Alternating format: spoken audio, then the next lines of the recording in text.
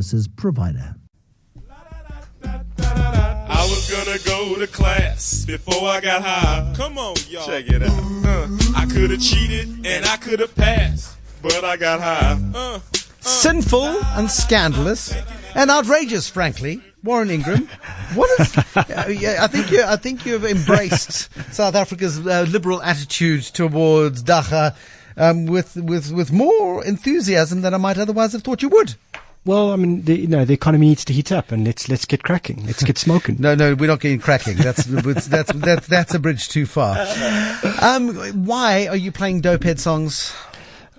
Because I think we need to look at some alternative investments out there and look at what's going on around the world and where can we find value and exciting opportunities in a time where, frankly, everyone seems really afraid and really negative everywhere. Everyone's fearful about what's going on in South Africa and so depressed here. I think artificially so, and then I think and then internationally, Trump and Turkey and China, and they're causing enormous fear for investors. And I think maybe just to look at a bit of perspective about what's going on. And the first one that really struck me based on our beloved Constitutional Court is, that there are some really alternative investments out there that are doing incredibly well at the moment. And those alternative investments, so what we're doing tonight, we are quite serious about this, by the way, is that we're looking at investment opportunities internationally. We often focus on local exchange traded funds. We appreciate that very few people have got the ability to take money out of the country, to convert money into dollars, and then to embark on a process of identifying somebody to help them internationally to make investments. But tonight we need to talk about some of those international opportunities. And with all of the levity around the legalization of personal consumption of Dagga in South Africa, we spoke on Tuesday night to the Business Insider Science and Technology reporter in the United States, talking about this huge explosion in investments in the world of marijuana as the United States opens its markets to new ways of thinking about the use and the cultivation and the exploitation of marijuana, of Dagga. And you're suggesting that we should be looking to exploit that opportunity from an investment perspective, I stress to say. Legally, from an investment perspective. Gotcha. So nothing illegal going on. And we in my offices, we have this very conservative man that's been saying to myself and my colleague for quite some time now, one really needs to explore this cannabis market. It's really, it's worthwhile exploring. And we obviously just guffawed at him and carried on. And then this week, I thought, well, in prep for the show, let me have a look at this, now that the Constitutional Court's made their ruling. And I nearly fell off my chair, in the most sober way possible, because there are actually quite a few different companies that are listed on the US and in the Canadian stock exchanges that trade and deal with the broader cannabis industry, whether it's supplying the pipes and the infrastructure for the industry, or growing, or whatever the deal is.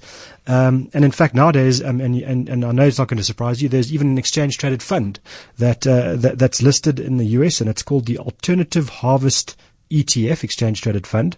And for 1 year, for the last 12 months, that one exchange traded fund is up 31%. Bubble. And well, possible.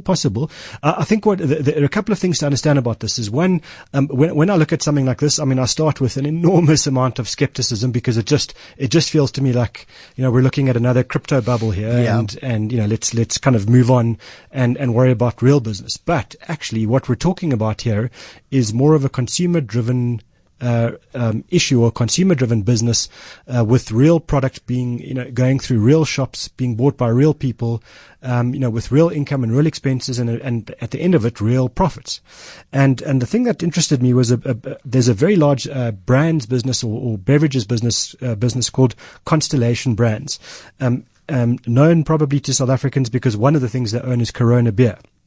Okay. They bought into a company called Canopy Growth Corporation, and they spent $3.8 billion buying into this business. They didn't buy the whole business; they just bought in. And Canopy Growth Corporation over 12 months has gone up 496% in its share price. So we're talking about a real thing here. We're talking about a real industry. And one of the things that's happening that's driving this right now in the last couple of months is that the Canadian government is, for quite some time already has legalized the use of cannabis in the medical market, so for medicinal cannabis use. But from October, and I think it's the 17th, I'm speaking on a correction on the exact date, it will be legalized for private use. And so now all of a sudden, the big consumer brands, even the venerated Coca-Cola are looking at this market. So it becomes something to consider. Okay, how do we invest in it though? Because they're going to be crooks and charlatans. They're going to be snake oil salesmen and dope salesmen on every corner. How does one legitimately go about taking a stake in the future? Well, my view would be on something like this is either go and look at that, an exchange traded fund where it's buying into a range of the actual companies involved in the industry, and those are all listed companies. So that's the important point here. These are companies that have actually met the criteria to be listed. Their results are, especially in the US market, incredibly transparent. The financials are. I'm going to throw Steinhoff in your direction, and that was without the assistance of any illicit substances that nonsense broke out.